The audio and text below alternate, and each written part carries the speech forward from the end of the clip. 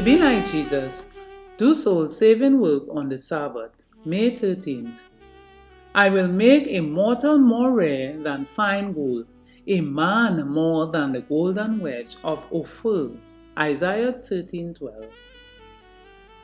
If it was right for David to satisfy his hunger by eating of the bread that had been set apart to a holy use, then it was right for the disciples to supply their need by plucking the grain upon the sacred hours of the Sabbath. Again, the priests in the temple performed greater labor on the Sabbath than upon other days. The same labor in secular business would be sinful, but the work of the priests was in the service of God.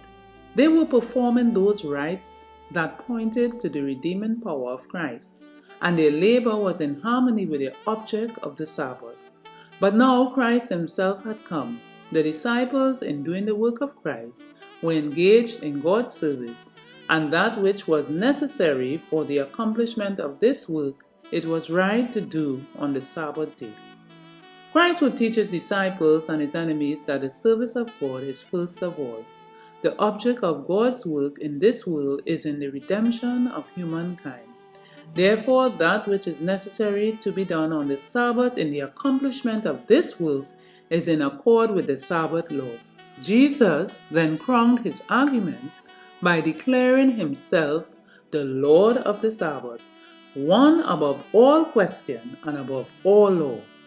The infinite judge acquits the disciple of blame, appealing to the very statutes they are accused of violating.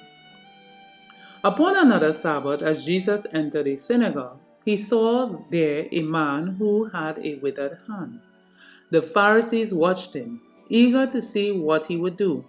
The Savior well knew that in healing on the Sabbath, he would be regarded as a transgressor.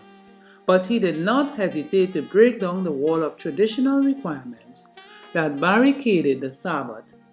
Jesus bade the afflicted man stand forth and then asked, "Is it lawful to do good on the Sabbath days, or to do evil, to save life or to kill?"